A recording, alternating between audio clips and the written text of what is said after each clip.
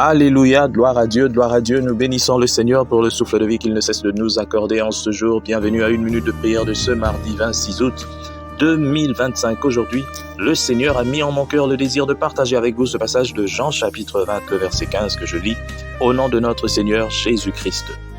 Pensant que c'était le jardinier. Parmi les scènes nombreuses et variées que les évangiles sont inspirés à nous raconter, il y a celle-ci qui est empreinte d'une fraîcheur toute divine. Marie, inconsolable, aveuglée par son immense douleur, ne reconnaît pas le ressuscité. D'innombrables disciples font encore aujourd'hui cette même expérience. Ils méconnaissent tout simplement le Seigneur Jésus-Christ. Il est là, près de nous, et nous continuons à nous débattre seuls dans une situation qui nous dépasse et qui nous envahit. Nous le cherchons partout. Jésus, Jésus, où es-tu? Nous sommes sans dessus, sans dessous. Nous disons, mais Seigneur, pourquoi tu n'étais pas là? Comme dans l'épisode de Lazare. Si tu étais là, mon frère ne serait pas mort. Seigneur, si tu étais là, je ne serais pas dans cette situation. Bien de fois, le Seigneur est là. Mais le message qu'il veut nous faire comprendre est totalement différent. Le Seigneur Jésus-Christ est là.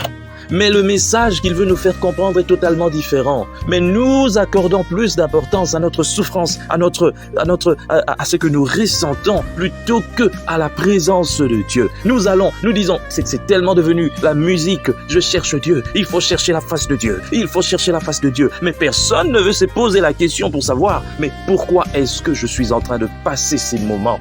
Pourquoi est-ce que maintenant je vois tout marcher dans ma vie? Lorsque tout marche, on dit Jésus est là. Mais lorsque ça ne marche pas, on dit il n'est pas là. Non. C'est une façon vraiment bizarre de vivre la vie d'enfant de Dieu ou de serviteur de Dieu. Dans les bonheurs comme dans les malheurs, dans la souffrance comme dans le bonheur, dans le plaisir, dans l'abondance, le Seigneur est là, près de ses enfants, près de ceux qui le craignent, près de ses serviteurs. Mais seulement, les messages sont différents. C'est vrai que dans la pire de souffrance, le corps humain et l'esprit humain lâchent facilement.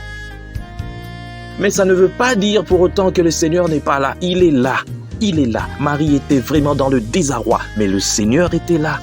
Alors je vais te dire aussi à toi qui me suis, je ne sais pas quelle situation tu passes, mais le Seigneur est là. Il est là, il te voit, il connaît tes peines. Il connaît la peur que tu as du lendemain lorsque tu regardes la rentrée scolaire, lorsque tu regardes les défis, tu te dis Seigneur, mais où est-ce que je vais finir avec tout ça? Le Seigneur est là. Prends seulement quelques temps pour méditer et comprendre le message qu'il veut te passer. Et lorsque tu auras compris le message qu'il veut te passer, tu arrêteras de te plaindre. Tu vas peut-être le glorifier.